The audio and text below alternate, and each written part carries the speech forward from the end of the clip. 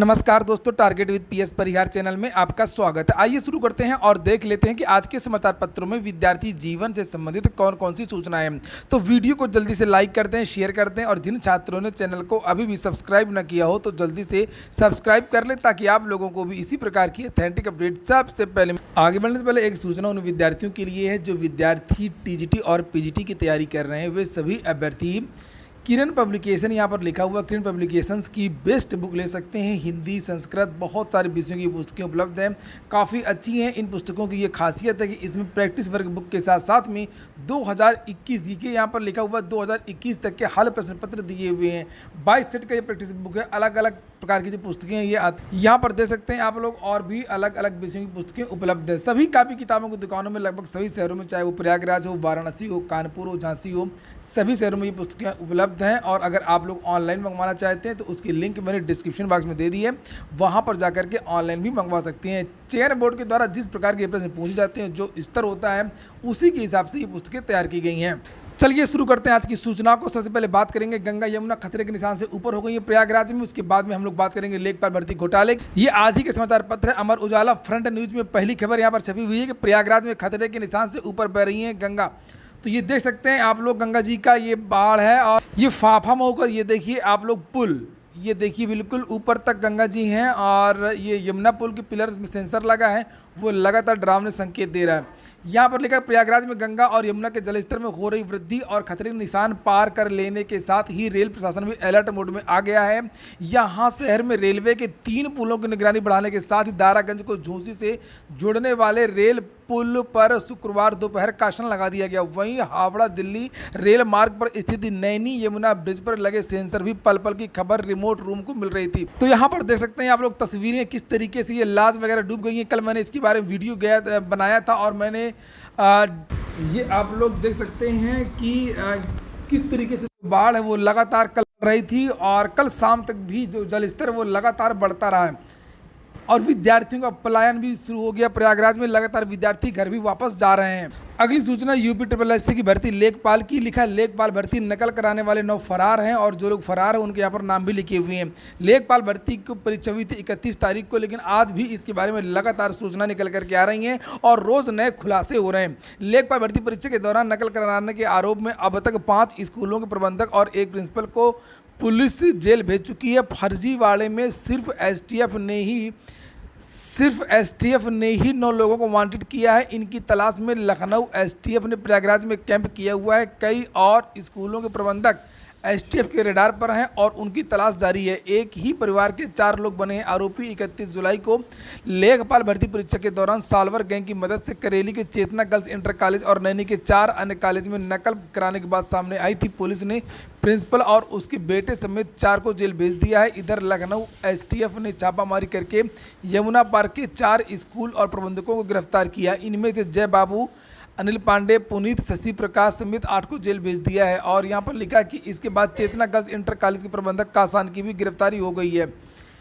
इस केस में पकड़े गए आरोपियों को बयान और साक्ष्यों के आधार पर पुलिस ने 9 आरोपियों को वांछित किया है। इसमें से एक आरोपी चेतना गर्ल्स इंटर कॉलेज की प्रिंसिपल का पति आफ्ताब है और इस परिवार के 4 लोग जेल में आरोपी बनाए गए हैं। चर्चा है कि उनकी गिरफ्तारी व पूछताछ के लिए टीम गई थी, लेकिन पता चला कि बुजुर्ग बीमार है तो लौटा ही। ये नाम है जिनको पकड़ा जाएगा। अमित कटियार कानपुर का है, यही तो मेन है। पंकज श्रीवास्तव प्रयागराज, विजय सिंह भदोही, महेंद्र प्रताप सिंह प्रयागराज, अतुल सिंह भदोही, आशुतोष प्रयागराज, राधे श्याम पांडे भदोही का है और आफ्ताब प्रयागराज का है। राकेश अज्ञात, इसके बारे में कोई नहीं जानता। देश के 21 विश्वविद्यालय फर्जी घोषित कर दिए गए हैं। यूजीसी ने कल सूची जारी की है। ये दिल्ली के फर्जी विश्वविद्यालय, आप लोग यहाँ पर देख सकते हैं कौन कौन से विश्वविद्यालय फर्जी हैं। इनकी एक खासियत ये इन विश्वविद्यालयों की, इनकी सभी डिग्री अमान्य है, सभी डिग्रियाँ फर्जी हैं। कोई भी कोर्स अगर आप लोग एडमिशन लेंगे तो वो सारा फर्जी है। आप लोग इनके नाम यहाँ पर देख सकते हैं। उत्तर प्रदेश के भी 4 विश्वविद्यालय हैं जिनके नाम यहाँ पर लिखे हुए मैं बताता हूँ आप लोगों को। Gandhi Hindi Vidyapeeth Prayag, national university of electro complex homeopathy Kanpur फर्जी है। नेताजी सुभाष चंद्र बोस यूनिवर्सिटी अलीगढ़, इसके बारे में पहले भी जानकारी दी गई थी। और भारतीय शिक्षा परिषद फैजाबाद, ये इनकी सभी डिग्रियाँ, सभी कोर्स फर्जी हैं। अगली सूचना है सीएम की एक घोषणा की। सीएम जब उत्तर प्रदेश में चुनाव हो रहे थे तो भारतीय जनता पार्टी ने एक घोषणा की थी। घोषणा पत्र में उसका उल्लेख भी था कि हर परिवार को नौकरी दी जाएगी। उसी के क्रम में कल उत्तर प्रदेश के मुख्यमंत्री ने एक घोषणा की है कि 5 साल में हर परिवार के एक सदस्य को नौकरी मिलेगी। किस तरीके से मिलेगी, किस नियम के तहत मिलेगी, इसके बारे में आज तक कोई जानकारी नहीं दी है। फिलहाल यहाँ लिखा कि मुख्यमंत्री बोले प्रदेश एक भारत और श्रेष्ठ भारत के लिए काम करेगा। लिखा कि नीचे बहुत सारी बातें लिखी हैं, लेकिन आपके काम की बात केवल यहाँ पर लिखा है कि अगले 5 साल में मुख्यमंत्री ने केंद्र और राज्य की योजनाओं का जिक्र करते हुए अगले 5 साल में प्रदेश के हर परिवार को एक युवा को नौकरी देने की घोषणा की है। मुख्यमंत्री योगी आदित्यनाथ ने शुक्रवार को हापुड़ में परियोजनाओं के लोकार्पण और शिलान्यास के साथ अस्पताल का निरीक्षण किया था। अगली सूचना है, अधियाचन की प्रक्रिया में बदलाव होगा। ई अधियाचन परियोजना लागू करने की तैयारी पूरी हो चुकी है। प्रदेश में सरकारी रिक्तियों को भरने के लिए ई अधियाचन परियोजना लागू करने की तैयारी पूरी कर ली गई है। अगले 3 दिन में वेबसाइट की टेस्टिंग का काम शुरू हो जाएगा। विभागों को निर्देश दिए गए हैं कि उन्हें इसके उपयोग में किसी तरीके की कोई अगर समस्या आती हो वो तत्काल बताएं। इस संबंध में कार्मिक विभाग की ओर से सूचना जारी की गई है। आगे यहाँ पर लिखा हुआ कि इसमें कहा गया है कि ई अधियाचन परियोजना का वेब पोर्टल विकसित कर दिया गया है। इस सॉफ्टवेयर के सार्वजनिक उपयोग के लिए डोमेन का नाम यहाँ पर लिखा हुआ है, यहाँ पंजीकरण करवाया गया है और विभागों को कहा गया है कि इस डोमेन पर काम करने में कोई समस्या आती है तो बताएं। तो अब जो अधियाचन है तुरंत विभाग, पहले पत्र जारी हुआ करता था कि अधियाचन भेजा जाए, फिर कहा जाता था कि इस प्रारूप पर अधियाचन भेजा जाए, तो वो सॉफ्टवेयर पूरा बनाया रहेगा। उस सॉफ्टवेयर में डाटा डाल दिया जाएगा कि ओबीसी के इतने पद खाली हैं, जनरल के इतने हैं, ईडब्ल्यूएस के इतने हैं, और उसमें ज़्यादा समय नहीं लगेगा। जितनी भी रिक्तियाँ हैं उसका अधियाचन उसी वेबसाइट पर डाल दिया जाए। लिखा है कि व्यवस्था लागू होने पर लोक सेवा आयोग को अब ऑनलाइन अधियाचन ही भेजा जाएगा। इसके बारे में नीचे भी लिखा कि इस व्यवस्था के लागू होने से सभी विभाग अपने यहाँ रिक्त पदों का ब्यौरा ऑनलाइन ही लोक सेवा आयोग को भेज सकें। अगली सूचना भारतीय तटरक्षक भर्ती की है। समाचार पत्र के माध्यम से जानकारी दी गई है। 300 पदों पर यह भर्ती निकली है। नाविक एवं यांत्रिक के विभिन्न पदों पर मौके 18 वर्ष लेकर के अधिकतम आयु 22 वर्ष तक है, और अलग अलग वर्ग को यहाँ पर छूट भी दी गई है। 10वीं और 12वीं के जो छात्र वो आवेदन कर सकते हैं। यहाँ पर डिप्लोमा भी होना चाहिए। चयन का तरीका यहाँ पर लिखा हुआ किस तरीके से ये भर्ती होगी। वेबसाइट है यहाँ पर, ये join Indian coast guard .cdac.in, इस वेबसाइट पर जाकर के आप लोग आवेदन कर सकते हैं, रजिस्ट्रेशन कर सकते हैं। उत्तर प्रदेश में वित्त विहीन स्कूलों को अब नहीं मिलेगी सरकारी मदद। अभी हाल ही में कुछ बदलाव किए गए थे जिसके माध्यम से कहा गया था कि अब कंपनियां सीधे विद्यालय खोल सकेंगी।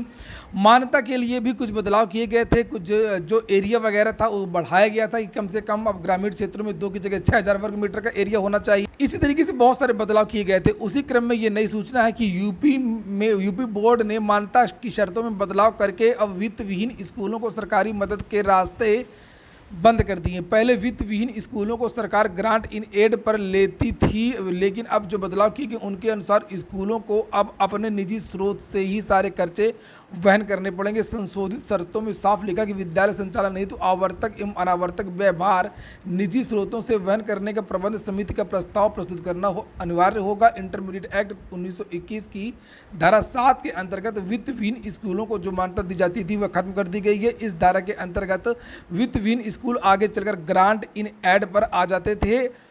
छात्र छात्राओं से लिए जा रहे शिक्षण शुल्क का लेखा जोखा स्कूल को रखना होगा और शिक्षण शुल्क का कम से कम 70% शैक्षिक व अन्य कमियों के परिलब्धियों पर खर्च करना होगा। तो अब इन विद्यालयों में जो शिक्षा है वो महंगी हो सकती है, चूंकि ग्रांट मिलेगी नहीं तो फीस वगैरह अब बढ़ जाएगी एडेड विद्यालयों की। उत्तर प्रदेश लोक सेवा आयोग ने एक परिणाम जारी किया है। मेडिकल कॉलेजों को 3 प्रोफेसर मिले हैं, उसके बारे में जानकारी दी गई है। उत्तर प्रदेश आयोग ने चिकित्सा शिक्षा विभाग के राजकीय मेडिकल कॉलेजों में सीधी भर्ती के तहत असिस्टेंट प्रोफेसर के 3 पदों के परिणाम शुक्रवार को घोषित कर दिया। 78 केंद्रों पर इम्प्रूवमेंट कंपार्टमेंट परीक्षा आज है। यूपी बोर्ड की लिखा कि यूपी बोर्ड की वर्ष 2022 की इम्प्रूवमेंट और कंपार्टमेंट परीक्षा शनिवार को प्रदेश के 78 केंद्रों पर कराई जाएगी। उत्तर प्रदेश राजर्षि टंडन ओपन यूनिवर्सिटी, अलग अलग सूचनाएं आजकल आ रही हैं अजब गजब की। यहाँ पर MBA और MCA में सीटें हैं 2000 और आवेदन हुए केवल 404। देखिए क्या इसमें प्रवेश परीक्षा होगी, क्या होगा, कुछ कहा नहीं जा सकता है। और लिखा कि 327 ने आवेदन किया MBA में और कुल 1000 सीटें हैं। पहली बार दोनों पाठ्यक्रमों में दाखिले के लिए होगी प्रवेश परीक्षा। उत्तर प्रदेश राजर्षि टंडन मुक्त विश्वविद्यालय में पहली बार MBA और MCA में प्रवेश परीक्षा के जरिए, तो क्या प्रवेश परीक्षा या औपचारिकता क्या है, सीधे डायरेक्ट प्रवेश दे देना चाहिए। और लिखा कि नए सत्र में प्रवेश के लिए गुरुवार को आवेदन की प्रक्रिया पूरी हो गई। दोनों पाठ्यक्रमों की 2000 सीटों के लिए केवल 404 अभ्यर्थियों ने ही आवेदन किया है। शनिवार को प्रवेश परीक्षा एक पाली में होगी। MBA में 1000 सीटें हैं और लिखा कि 327 आवेदन आए। MCA में भी इतनी ही सीटें हैं और आवेदन केवल 77 आए हैं। तो ये बात है। इस तरीके से अब ये क्रेज राजाजी टंडन का घटा है कि MBA या MCA वाले कोर्स का घटा। पूरा वीडियो सुनने के लिए बहुत बहुत धन्यवाद।